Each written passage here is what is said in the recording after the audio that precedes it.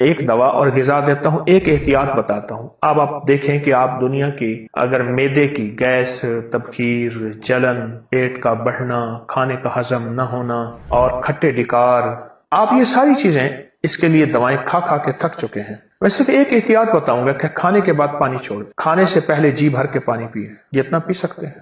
کوئی مجبوری ہے، اگر نوالا اٹک گیا ہے تو کھانے کے درمیان ایک آدھ گھونٹ پانی پی لیں، کھانے کے بعد پانی نہ پئیں، اور کھانے کے درمیان بھی نہ پئیں تو اچھی بات ہے، کھانے کے بعد پانی نہ پئیں۔ جو کھانے کے بعد پانی ہے وہ زندگی کی صحت، 2 گھنٹے کے بعد پانی پئیں۔ اگر آپ صحت چاہتے ہیں اور تندرستی چاہتے ہیں تو 2 گھنٹے کے بعد پانی پئیں۔ ایسی صحت مند زندگی، ایسی تندرست زندگی آپ گمان نہیں کر سکتے، بہت زیادہ ایسی صحت مند زندگی، ایسی تندرست زندگی آپ گمان نہیں کر سکتے۔ ایک چیز، کھانے کے بعد پانی چھوڑ دیں، پانی چھوڑ دیں۔ پوری دنیا میں کتنی قومیں ایسی ہیں جو کبھی ٹھنڈا پانی نہیں پیتی، ملکوں کے ملک ہیں جو ٹھنڈا پانی نہیں پیتے، تازہ نیم گرم۔ ایک تو کھانے کے بعد پانی پینا چھوڑ دیں، اور دوسری آپ سے درخواست ہے کہ کھانے کے ساتھ گڑ اپنی زندگی کا حصہ بنا لیں۔ میرے پاس جو معدے کا لا علاج مریض آتا ہے، میں اسے کہتا ہوں تھوڑا تھوڑا گڑ شروع کریں، تھوڑا۔ ایک صاحب نے مجھے اپنا مشاہدہ بتایا، مجھ سے کہنے لگے کہ میں باہر ملک رہا، ابو دھابی بہت عرصہ رہا۔ کہا کہ میں زندگی میں ساری عمر وہاں رہا، مال بھیجتا رہا، پیسے بھیجتا رہا، سال کے بعد آتا تھا۔ آخر کار میں نے کہا اب وہاں جا کے وقت گزاروں اپنے مقام پہ، میں پھر اپنے وطن میں آ گیا۔ کچھ ہی عرصے کے بعد مجھے پتا چلا کہ میرے پاس تو کچھ بھی نہیں ہے، جو کچھ تھا وہ سب لوگ کھا گئے، اور اگر جائیداد بنائی تو انہوں نے اپنے نام بنائی، میرے پاس کچھ بھی نہیں۔ مجھے جب یہ غم لگا تو شوگر ہو گئی اچانک، اور پھر بلڈ پریشر ہو گیا، نیند چلی گئی، ذہنی سکون ختم ہو گیا، ذہنی طور پہ پریشانی، حالات اور ناکامیاں اور مسائل میرے پاس آ گئے، اور کہا اسی الجھن میں، بیماریوں میں مبتلا ہو گئے، دکھوں میں۔ پھر گھریلو جھگڑے شروع ہو گئے، گھریلو الجھنیں شروع ہو گئیں، گھریلو حالات میں تلخیاں، سختیاں شروع ہو گئیں۔ میں اسی گردش میں، اسی پریشانی میں، کہا کہ اسی طرح میرے کوئی 2.5-3 سال گزر گئے۔ ایک دفعہ میں نائی کے پاس بیٹھا تھا اپنی حجامت کرانے کے لیے، بال کٹوانے کے لیے، میں بیٹھا ہوا پریشان بیٹھا تھا، تو ایک صاحب میرے پاس آئے، پرانے جاننے والے، اس وقت جب میں ملک میں تھا، جوان تھا، وہ بھی جوان تھا۔ مجھے دیکھا تو ملا، بڑا خوش ہوا، کہاں آئے، اتنا عرصہ کے بعد ملاقات ہوئی اور اتنے عرصے کے بعد آپ کو دیکھا، کیا حال ہو گیا ہے، اتنی جلدی بوڑھے ہو گئے ہو؟ دیکھ میں تیرا ہم عمر ہوں، میں تو جوان ہوں، اتنے بوڑھے تو نہیں ہیں، اس طرح کے حالات۔ تو کہا میں نے اسے سارے حالات سنا کہ میرے حالات یہ ہو گئے اور میری پریشانی۔ سنتے سنتے کہنے لگا ادھر آ، میرا بازو پکڑ لیا، میرے قریب آ کے قریب بیٹھ گیا، کہا تجھے ایک وظیفہ دیتا ہوں، اگر مسائل کا حل چاہتا ہے، مشکلات کا حل چاہتا ہے، اور چاہتا ہے وہ چیز جو تو نے ساری عمر چاہی تھی تجھے مل جائے۔ اب ذرا اس لفظ پہ غور کیجئے گا، بڑا بھاری اور وزنی لفظ ہے۔ وہ چیز جو تو نے چاہی تھی ساری عمر اور تجھے مل جائے، تو ایک کام کر، صرف فجر کی نماز کے بعد صرف 121 بار یا لطیف و یا ودود پڑھ بس۔ اور کہا خوب گڑ گڑا کے بھکاری بن کے پڑھ فجر کی نماز کے بعد، اور کہا کہ عصر کی نماز کے بعد صرف 21 بار پڑھ، فجر کے بعد 121 بار اور عصر کے بعد صرف 21 بار پڑھ، اور کہا اس کو چھوڑنا نہیں، مہینوں نہیں چھوڑنا، سالوں نہیں چھوڑنا۔ کہا اس نے حجامت بنوا لی تھی اور وہ چلا گیا۔ میں بال کٹوا رہا تھا تو میری زبان پہ خود بخود یا لطیف و یا ودود جاری ہو گئی، خود بخود جاری ہو گئی، اور کہا کہ پھر میں نے اس کو پڑھنا شروع کر دیا۔ کہا مجھے نیند تو میری ختم ہو چکی تھی، نیند تو ویسے ہی نہیں آتی تھی، میں نے پڑھنا شروع کر دی۔ کہا چند ہی ماہ پڑھے تھے، سب سے زیادہ جس بندے نے اپنے نام جائیداد کروائی تھی وہ میرا سگا بھائی تھا۔ بھائی کے نام پیسہ بھیجتا گیا اور وہ جائیداد لیتا گیا، جب میں آتا تھا وہ کہتا تھا یہ تیرا ہے، یہ تیرا ہے، یہ تیرا ہے، اور میں خوش ہوتا تھا۔ کہا میرے پاس آیا، فجر کے وقت میں تسبیح کر رہا تھا، کہا کہ اپنا جو ہے نا وہ پگڑی ہوتی ہے، دیہاتی باندھتے ہیں، وہ صافہ پگڑی اٹھا کے میرے پاؤں پہ رکھ دیا، اللہ کے واسطے معاف کر دے، جو مجھے پتا ہے تو لوگوں کے پاس آتا جاتا ہے، تو نے کہیں سے میرے اوپر تعویذ کرائے ہیں، میرے وہ تعویذ نکال دے، تو جو کہے گا میں کر دوں گا، تو جیسے کہے گا میں کر دوں، میرے وہ تعویذ نکال۔ میرے تن بدن میں آگ ہے، میری زندگی میں پریشانی ہے، میرے گھر میں بیماری ہیں، میرے گھر میں دکھ ہیں اور تکلیفیں ہیں، مشکلات اور مسائل ہیں، میری زندگی سختیوں، پتہ نہیں کیا کیا مصیبتیں اس بیچارے نے بتایا۔ کہا میں حیران ہوا، میں خاموش ہو گیا اور کہا کہ خود بخود گیا اور میری آدھی سے زیادہ جائیداد اسی کے پاس تھی اور میرے نام کرا دی ہر چیز۔ کہا کہ بس میں نے اب تک اس کا کرایہ کھایا ہے، اس کی آمدنی کھائی ہے، بہت کھائی ہے، بہت کھائی ہے، پچھلی معاف کر، تیرے نام کرانے میں جو پیسہ لگے گا وہ بھی میں دوں گا، بس تو قبول کر اپنی نعمت، اپنی چیز، میرے لیے وہ تعویذ نکال۔ اور کہا کہ میں نے وہ مجھے دے دی اس نے۔ میں تسبیح پڑھتا رہا اور تسبیح پڑھتا پڑھتا ایک دفعہ پھر آ گیا کہ میرے ساتھ بیٹھا اور کہنے لگا مجھے سکون مل گیا ہے، تیری مہربانی ہے، تو نے تعویذ نکال دیے ہیں، اب میری زندگی میں راحت ہے اور میری زندگی میں چین ہے۔ اور کہا مجھے اس تسبیح کا ایسا یقین ہوا، ایسا یقین ہوا کہ بس پھر میں نے کہا اب تو میں نے چھوڑنی نہیں۔ کہا پھر سے میں صرف چند سالوں میں تونگر ہو گیا اور چند سالوں میں خوشحال ہو گیا اور چند سالوں کے اندر میری زندگی لاجواب ہو گئی۔ مجھے ایک صاحب کہنے لگے کوئی ایسا عمل بتائیں، کوئی ایسا عمل بتائیں کہ میں چاہتا ہوں میری 7 نسلوں میں رزق ختم نہ ہو، جو مہنگائی اور حالات اور پریشانیاں میں دیکھ رہا ہوں، کوئی ہے عمل؟ میں کہا بالکل ہے، اور میں نے اس سے کہا کہ یہ میرے پردادا کے پردادا کا عمل ہے، ان کا یہ عمل ہے، میرے پردادا کے پردادا کا عمل، جو ہماری خاندانی یادداشتوں میں یہ لکھا ہوا ہے، لکھا ہوا ہے۔ اور فرمایا اگر یہ کوئی بندہ کر لے، اللہ نسلوں کا رزق اللہ سے منوا لے۔ اور میں نے اس سے کہا خیال کرنا، رزق روحانی ساتھ منوانا، رزق روحانی ساتھ منوانا، ورنہ دولت، مال، چیزیں مل جائے گی جس کے بارے میں کہا جاتا ہے کہ بعض بندے ایسے ہوتے ہیں اللہ پاک ان سے لقمے نہیں چھینتا، سجدے چھین لیتا ہے، اللہ ان سے لقمے نہیں چھینتا۔ کیوں؟ رزق جسمانی دوسرے لفظوں میں مل رہا ہے اور رزق روحانی اللہ چھین لیتا ہے۔ یہ جو آج آپ بیٹھے ہیں تسبیح خانے میں اور میں بیٹھا ہوں، یہ ہم روحانی دسترخوان پہ بیٹھے ہیں، یہ بہت بڑا دسترخوان لگا ہوا ہے، یہ دسترخوان ہے۔ سنا ہے در یار پہ بڑی دھوم ہے، سنا ہے در یار پہ بڑی دھوم ہے، وہاں عاشقوں کا ہجوم ہے۔ یہ روحانی دسترخوان ہے، میں بھی خود محتاج ہوں، یہ روحانی دسترخوان ہے۔ تو میں نے اس سے عرض کیا کہ ایک دسترخوان نہیں مانگنا، دونوں مانگنا، رزق روحانی بھی، رزق جسمانی تو اس کو بھی ملتا ہے جس کو کلمہ نصیب نہیں ہوا، رزق جسمانی تو اس کو ہی ملتا ہے جس کو کملی والی کی غلامی نصیب نہیں ہوئی، رزق جسمانی تو اس کو ہی ملتا ہے جس کے ماتھے پہ شقاوت لکھی ہے، رزق جسمانی تو اس کو ملتا ہے جو اللہ کا نافرمان ہے، رزق جسمانی تو اس کو ملتا ہے جو اللہ کے وجود کا انکار کرتا ہے، رزق جسمانی تو اس کو ہی ملتا ہے جو آخرت اور قبر کا انکار کرتا ہے، رزق جسمانی تو اس کو ملتا ہے جو جنات اور برزخ کا انکار کرتا ہے، رزق جسمانی تو اس کو ملتا ہے جو خود کملی والے کی نبوت کا انکار کرتا ہے، وہ تو بے بہا لوگ ہیں، ان کو ملتا ہے، پر تجھے بھی صرف رزق جسمانی ملا اور اللہ سے یہ منوا لیا، نہ یہ نہ منوانا، اللہ سے کہنا ہے اللہ رزق روحانی بھی دے اور رزق جسمانی بھی دے، 2 رزق اکٹھے عطا فرما۔ کون سا رزق؟ رزق اور رزق جسمانی بھی دے۔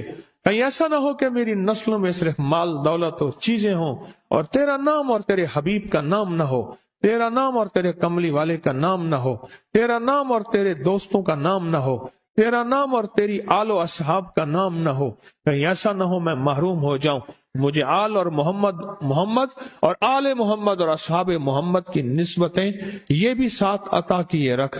تو میں نے اس سے کہا کہ 2 چیزیں مانگنا۔ اچھا قدرت کا نظام ہے، تو دیوانے بھی ہوتے ہیں، یقین والے ہوتے ہیں، آپ جیسے آپ مخلص بیٹھے ہیں اور پوری دنیا میں ہمارے ساتھ اس وقت مخلص بیٹھے ہیں جو ہماری آج کی محفل میں شریک ہیں، ہوتے ہیں دیوانے۔ مجھ سے کہنے لگا ایک وقت ایک جگہ ہو بہت بہتر، میں نے اس سے کہا، میں نے کہا پھر بھی اگر ایک وقت ایک جگہ میسر نہ بھی ہو تو اگر عمل کسی وقت چوک جائے، عمل کی جگہ چوک جائے، عمل کا وقت چوک جائے، مجبوری میں نہ ہو تو بہتر ہے، پر توجہ نہ چوکے، دھیان نہ جائے، استحضار نہ جائے، یقین نہ جائے، اور سچا یقین ہو کہ میرا اللہ خود کہتا ہے یہ مانگنا بھی تو اسی نے دیا ہے نا، جب اس کریم نے مانگنا ہی خود دیا ہے تو عطا بھی خود کرے گا۔ نہیں خوف نارے جہیم کا کہ کرم ہے مجھ پہ کریم کا، وہ خود عطا کرے گا مجھے۔ اس نے مانگنا دیا دے گا. یقین ہو ایسا ایسا ایسا ایسا، اتنا زبردست یقین ہو، اتنا یقین ہو اللہ کے ملنے پہ اور اللہ کے مانگنے پہ، اتنا یقین ہو کہ گمان اور خیال سے بالا تر یقین ہو، بہت زیادہ یقین ہو. یاد رکھیے گا میری بات، میری طرف دیکھتے رہیں. یاد رکھیے گا جس کو ملا ہے یقین کی طاقت میں ملا ہے، اور جس سے چھنا ہے بے یقینی نے اس سے سب کچھ چھین لیا. بے یقینی نے اس سے سب کچھ چھین لیا. جس کو ملا ہے یقین کی طاقت سے ملا ہے. یقین ہو کہ میں کر رہا ہوں اور اللہ مجھے دے دے گا. کہا کہ کیسا یقین ہو؟ کہا جیسے بکری کے تھن دودھ سے بھرے ہوئے اور میں کہوں کہ میرے ہاتھ سے دباؤں گا اور دودھ نکلے گا، اس سے زیادہ یقین. اور کہا کس سے زیادہ یقین؟ کہا کہ ایک بڑا نوٹ ہو اور بڑا نوٹ کے اندر جو ہے ایک آنے کی چیز آنی ہے، تو میں کہوں گا اس سے تو اس کی نوٹ کے اندر تو ہزاروں آنے ہیں، اور میں ایک آنے کی چیز، ایک ٹکے کی چیز لوں گا اور میرا کام بن جائے گا. اس سے زیادہ یقین ہو، اور اس سے کہیں زیادہ یقین ہو کہ سخت پیاس ہے اور میں پانی کو دیکھوں، اور پانی کو دیکھتے ہی مجھے یقین ہو کہ اس سخت پیاس میں میرا پیاس بجھ جائے گی، پیٹ بھر جائے گا. اس سے کہیں زیادہ یقین ہو. میں پھر بھی یقین کو نہیں سمجھا سکا، علم بھی محدود ہے، الفاظ بھی میرے پاس محدود ہیں. اس سے کہیں زیادہ یقین ہو، اس سے کہیں زیادہ یقین ہو، اور بہت زیادہ یقین ہو. کیا خیال ہے؟ آپ چاہیں گے اپنی نسلوں کے لیے بخت، رزق، نصیب اور مقدر منوا لیں؟ میں نے کہا روزانہ 40 منٹ بیٹھ، 40 منٹ صبح دوپہر شام، جو تیری تنہائی کا وقت ہو. اے اللہ دنیا میں ایسی جگہ کوئی کہیں ہوتی، اکیلے بیٹھے رہتے یاد تیری دل نشی ہوتی، اکیلے بیٹھے رہتے یاد تیری دل نشی ہوتی. اور بس صرف ایک بار سورۃ فاتحہ پڑھا اور اس کے بعد ایاک نعبد و ایاک نستعین کو دوہرا. تو میں نے اسے عرض کیا کہ بس اس کو وجدان سے پڑھو، ایسے پڑھ کے رونگٹے کھڑے ہو جائیں، آنسو بہنے لگ جائیں، دل کے اندر کا درد اور دل کا اندر کا غم اور اللہ کے سامنے حاضری، استحضار اور یہ کیفیتیں تیری ہوں کہ بس اس کے علاوہ کوئی مجھے یاد نہ رہے. اس درد سے پڑھو 40 منٹ. 40 کی عدد کے ساتھ کائنات کے رازوں کا بڑا تعلق ہے. 40 کا جو عدد ہوتا ہے، بس 40 کے عدد کے ساتھ پڑھ، اور بہت توجہ سے پڑھ، اور بہت دھیان سے پڑھ، بہت توجہ سے روز پڑھ. مجھ سے کہنے لگا کتنے دن پڑھوں؟ تو میں نے اس سے کہا مجھ سے یہ دن نہ پوچھ، تیرا دل خود بولے گا کہ فیصلے ہو گئے ہیں، بس ختم. دل خود بولے گا. یہ بتائیں کہ پیٹ بھرتے ہوئے کوئی گھنٹی بجتی ہے، یہ دل خود بولتا ہے کہ پیٹ بھر گیا. پیاس میں بھی کوئی کہتا تو نہیں ہے کہ آپ کی پیاس بجھ گئی ہے، وہ دل خود بولتا ہے کہ بس اب پانی کی ضرورت نہیں ہے. نیند سے دل بھر جائے تو بس دل کے بس اب سو لیا، وہ اٹھیں. اسی طرح دل خود بولے. اور ایک دھماکہ ہوا، ساری کائنات ہل گئی اور ایک دروازہ کھولا، اور اب نے اس دروازے میں سے ایک چیز نازل کی جو نہ کبھی تورات میں آئی، نہ انجیل میں آئی، نہ زبور میں آئی، نہ صحیفوں میں آئی، نہ کسی نبی پہ آئی، نہ کسی رسول پہ آئی، نہ کسی پیغمبر پہ آئی. اور وہ ایک چیز صرف میرے کملی والے کو ملی ہے، اور وہ صرف ایک چیز ملی ہے، صرف وہ جو میرے کملی والے کو ملی ہے، میرے حضور کو ملی ہے. وہ کسی کتاب میں، کسی صحیفے میں اس سے پہلے کبھی نہیں آئی تھی اور اس کے بعد کبھی نہیں آئے گی.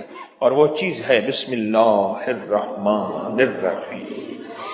اور اس کو بھی یاد رکھیے گا.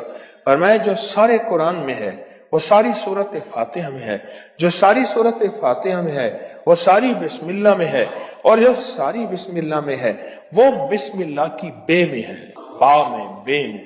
اور ایک بات اور کہ اللہ الرحمن الرحیم، جو بندہ بسم اللہ پڑھتا ہے یا بسم اللہ کو لکھ کے اپنے پاس رکھتا ہے، اس میں میرے رب کے 3 نام ہیں. ایک ہے اللہ، اور ایک ہے رحمان، اور ایک ہے رحیم. میرا اللہ تو دنیا آخرت کی ساری کفایت کرنے والا، ولایت، کفایت، راحت، رحمت، عزت، عظمت، برکت، وقار، شان و شوکت، وہ تو اللہ اللہ اللہ اللہ اللہ. اب اللہ نے 2 جہان بنائے ہیں، ایک عالم شہود ہے، یہ جہان ہے، ایک عالم برزخ ہے، موت کے بعد کا جہان ہے. اس عالم شہود کے لیے میرے رب نے اپنا نام دیا ہے رحمان. کیا دیا؟ کیا دیا؟ رحمان. اور موت کے بعد میرا رب جس لفظ اپنے اسم اور نام کے ساتھ کفایت کرے گا، کفالت کرے گا، مدد کرے گا، وہ ہے رحیم، یا رحمان الدنیا یا رحیم الآخرہ۔